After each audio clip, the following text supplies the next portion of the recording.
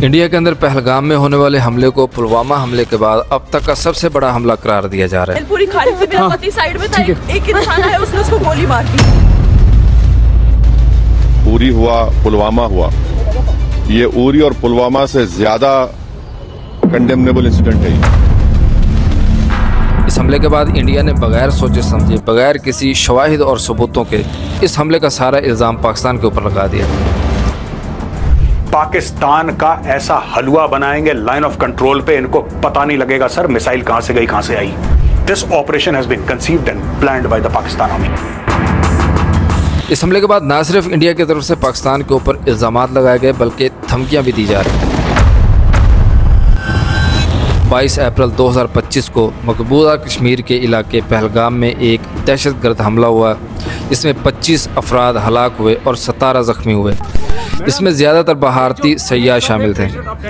इस हमले की जिम्मेदारी अक्सरियत पसंद ग्रुप कश्मीर रेजिस्टेंस ने कबूल की, जिसे भारतीय हुकाम पाकिस्तान के अंदर कायम लश्कर तैयबा और हिज़्बुल मुजाहिदीन से मुंसलिक करार देते हैं।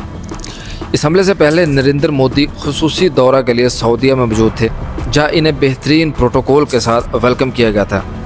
लेकिन इस हमले के बाद नरेंद्र मोदी फौरी तौर पर दौरा मुख्तसर करके इंडिया वापस आए और इंदिरा गांधी एयरपोर्ट पर लैंड किया।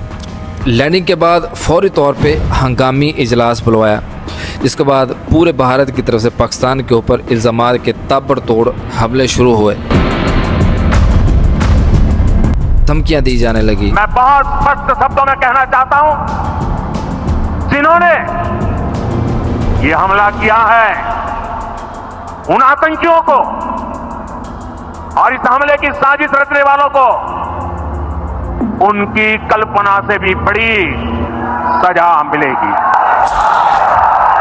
अब आतंकियों की बची खुची जमीन को भी मिट्टी में मिलाने का समय आ गया है।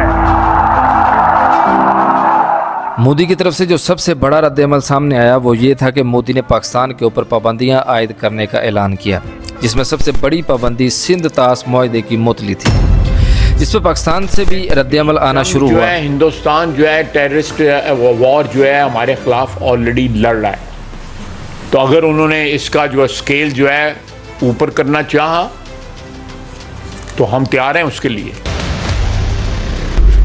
भारत की जो पुराना एक वर्तीरा आ रहा है हमेशा कि वो पाकिस्तान को मूल से इल्ज़ाम ठहराता है। याद रहे सिंध तास मुआहदा 1960 में इंडिया और पाकिस्तान में तय पाया था, जिसमें दरिया सिंध, दरिया झेलम और दरिया चन्नाब का मुकम्मल कंट्रोल पाकिस्तान के हवाले किया गया था, जिसका ज़ामन अमेरिका का वर्ल्ड बैंक बना था। इसके अलावा नरेंद्र मोदी ने पाकिस्तान के तमाम वीज़ों को मनसूख करने का भी ऐलान जारी किया और तमाम पाकिस्तानियों को भारत से निकल जाने का हुक्म जारी किया और सफारती ताल्लुकात भी महदूद कर दिए।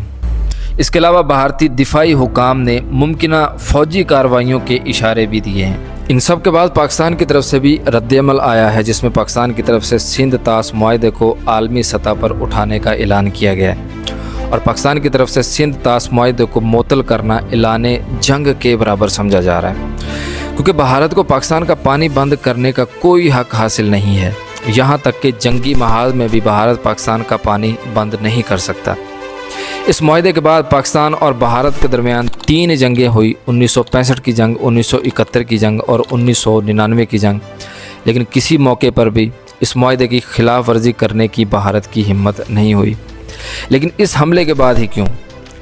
बहुत से लोग इस हमले को एक फॉल्स फ्लैग हमला करार दे रहे हैं कि इंडिया ने इस हमले को प्लानिंग के तहत किया है और ख़ुद ही ये सारा खेल रचाया है ताकि पाकिस्तान के ऊपर प्रेशर को बढ़ाया जा सके।